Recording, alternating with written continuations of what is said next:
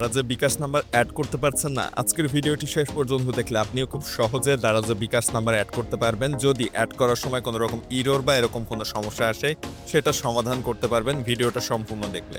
ভিডিওটা একটু টেনে দেখলে বা স্কিপ করলে হয়তো এরকম কিছু মিস করবেন গুরুত্বপূর্ণ অংশ, যেটার কারণে দারাজের বিকাশ অ্যাড করতে সমস্যার সম্মুখীন হতে পারেন বা সমস্যা আসলে সেটা সমাধান করতে পারবেন না। এজন্য একটু না টেনে পুরো শেষ পর্যন্ত দেখবেন আজকের এই ভিডিওটা অনেক ইন্টারেস্টিং হতে যাচ্ছে। এবং যারা বিকাশ কিংবা নগদ অ্যাড করতে বিভিন্ন সমস্যার সম্মুখীন হচ্ছেন কিংবা ইরর দেখাচ্ছে, সেগুলো সমাধান করার জন্য পুরো ভিডিওটা দেখবেন। এছাড়া তারা যে কবে কখন মিস্ট্রি বক্স কিংবা 10 টাকায় দামি সব প্রোডাক্টের যে অফারগুলো দেয়, ওইগুলো কবে কখন দেয় আগে থেকে জানতে এই চ্যানেল অ্যান্ড360 সাবস্ক্রাইব করে রাখবেন, ফেসবুক পেজটা ফলো দিবেন।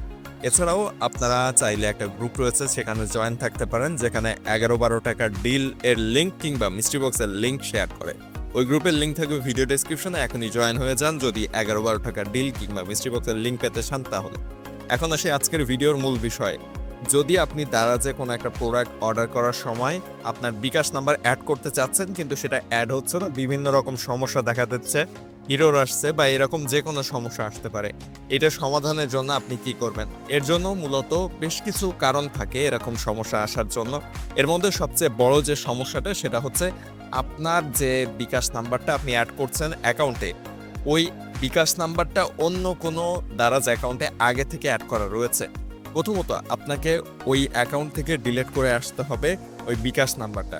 যদি আপনি ডিলিট করে আসেন তাহলে খুব সহজে অ্যাড করে ফেলতে পারবেন।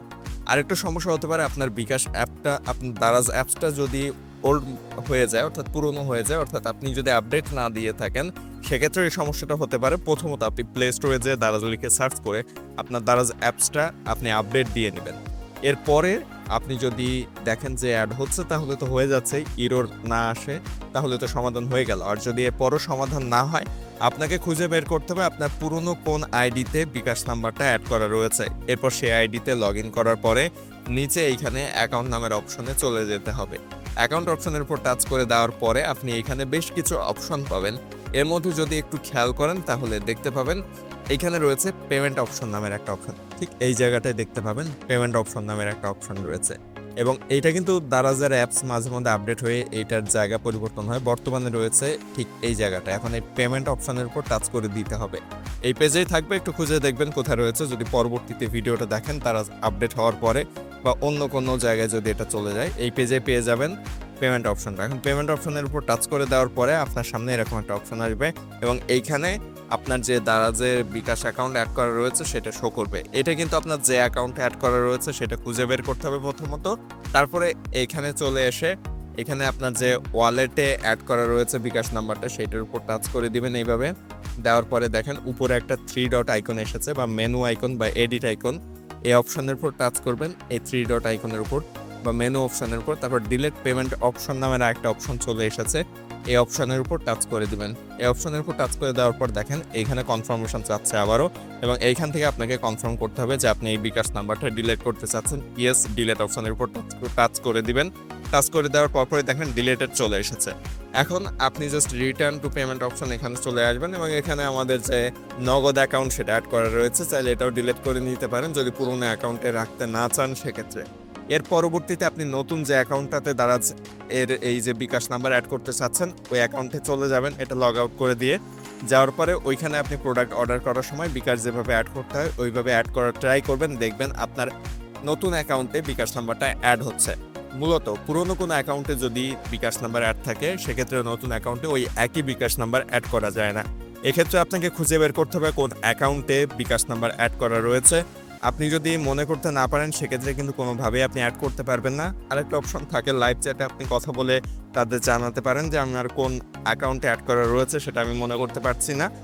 সো সেক্ষেত্রে হয়তো তাদের থেকে কিছুটা সমাধান পেতে পারেন, যদিও খুব একটা কার্যকরী সমাধান লাইভ চ্যাট থেকে আসলে আসে না এই বিষয়ে আপনার একাধিক অ্যাকাউন্ট থাকলে সেক্ষেত্রে।